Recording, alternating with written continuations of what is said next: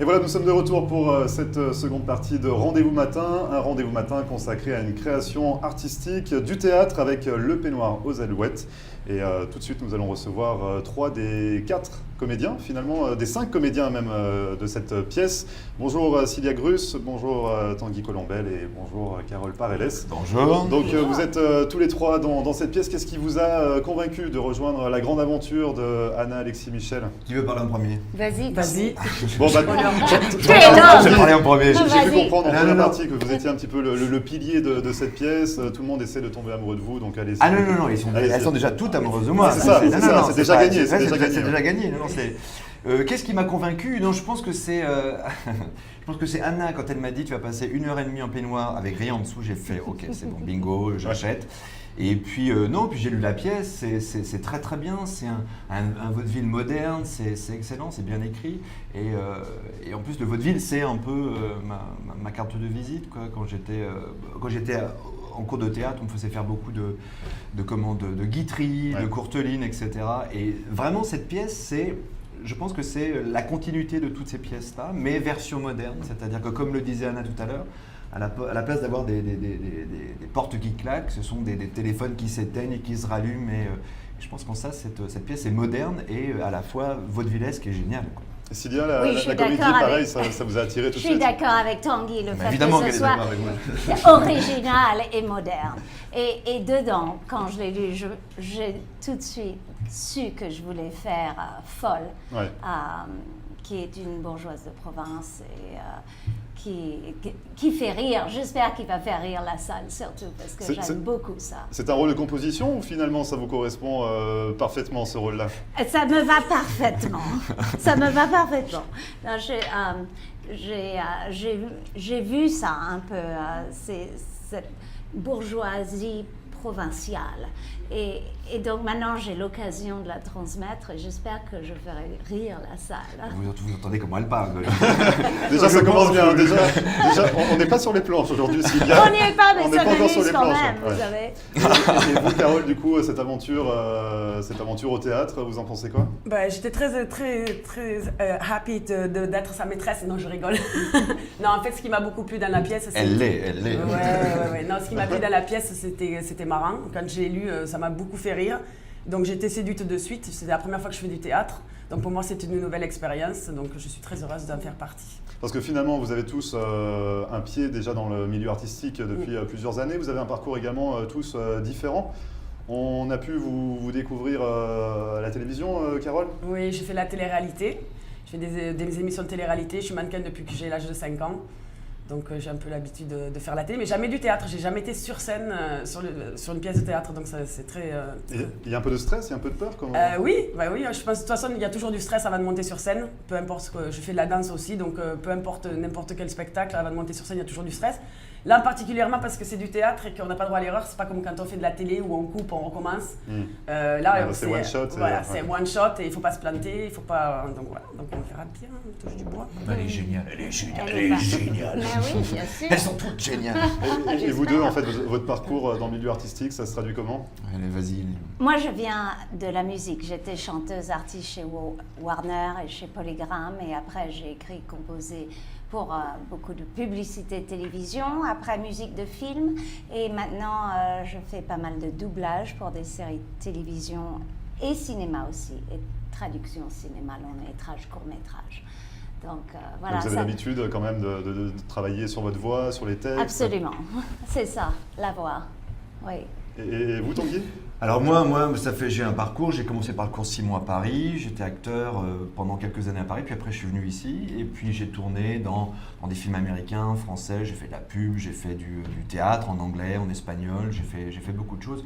Donc moi, je suis vraiment à mon aise. Vous êtes à l'aise dans la pièce? C'est mon métier. Et vraiment, je suis ravi de commencer cette aventure du théâtre en français ici à Miami. On sait que la population française, elle grandit quotidiennement ici à Miami. Il y a une demande. Et je pense qu'il y a vraiment une demande parce que quand on fait venir des grands artistes, les salles sont pleines. Mais je pense que les gens ont aussi envie d'un peu de spectacle local, etc. Comme ils peuvent le trouver à Paris ou à Marseille ou dans des grandes villes, Lyon, Bordeaux, etc. Et c'est ce qu'on on a envie de leur proposer, une bonne pièce de théâtre bien écrite, moderne, avec des gens du cru, des gens d'ici, et je pense qu'ils ne sont pas déçus. Et quelle a été vraiment la partie la plus difficile pour cette pièce de théâtre? Qu'est-ce que vous avez dû travailler peut-être sur, je sais pas, les dialogues? Qu'est-ce qui a été compliqué pour vous en fait pour cette pièce de théâtre? Rien. Tout est simple. Non, C'est il y a très une naturel. chose, c'est que c'est un peu une évidence, c'est-à-dire qu'on s'est rencontrés la première fois et il y a eu une espèce de contact immédiat Ouais. et de bonne entente. Mais je pense que c'est comme ça souvent dans les troupes de théâtre. Ah, bon, on voit qu'il y a quand même une bonne ambiance entre vous. Ouais. Mais en même Heureusement, temps, d'ailleurs. vous savez, on passe notre temps sur scène à se dire des choses qu'on ne se dirait jamais dans la vie. Vous voyez ce que je veux dire? Il y a des... Ah, peut-être, Carole mais- ne semble pas totalement d'accord. Mais si vous voulez, il y a quand même beaucoup de... Il y a une promiscuité qui se crée d'emblée parce qu'on se dit des choses qui peuvent être sexuelles, qui peuvent être amoureuses, etc. Et je pense que puisqu'on a à jouer toutes ces choses-là, il faut que ça passe, on s'entende tout de suite très vite. Et c'est naturel chez les acteurs, chez les danseurs, chez les artistes en général. On arrive et boum, on donne ce qu'on a à donner et on n'a pas peur de se toucher. Alors je vais pas toucher partout, mais... Surtout vous, finalement, vous avez quand même le beau rôle dans cette pièce. Quoi. Oh, C'est vrai que oui. voilà. Alors là, Oh que oui. En même temps, c'est un beau rôle et c'est un rôle magnifique à jouer, je dois avouer, mais c'est quand même le rôle d'un salopard, quoi. Enfin, c'est la première idée que j'ai eue en lisant la pièce. Je pense que les gens se feront leur avis. C'est ça, sans trop dévoiler vraiment, voilà, pour laisser un peu de suspense quand même pour les téléspectateurs, enfin ceux qui souhaitent venir voir cette pièce.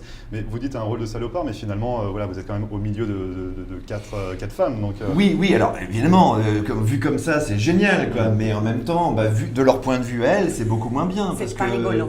Parce que c'est quand même l'histoire d'un type qui joue avec quatre femmes d'âges différents, d'horizons différents, et elles ne le savent pas véritablement.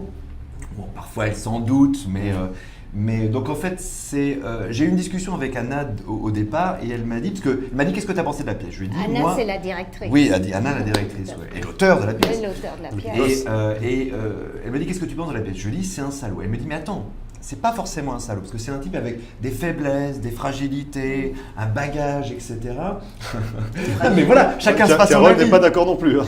Fera son avis. Mais je pense il y a une phrase dans la pièce qui est géniale. Il dit comme ça, je suis malade, mais les femmes sont mon remède, c'est gratuit, il n'y a pas d'ordonnance. Voilà, c'est une phrase que j'aime beaucoup parce que ça le résume assez bien. C'est-à-dire que je pense qu'il est vraiment malade. Il est malade et il utilise un peu les femmes pour se soigner, ou en tout cas c'est ce qu'il dit. Oui.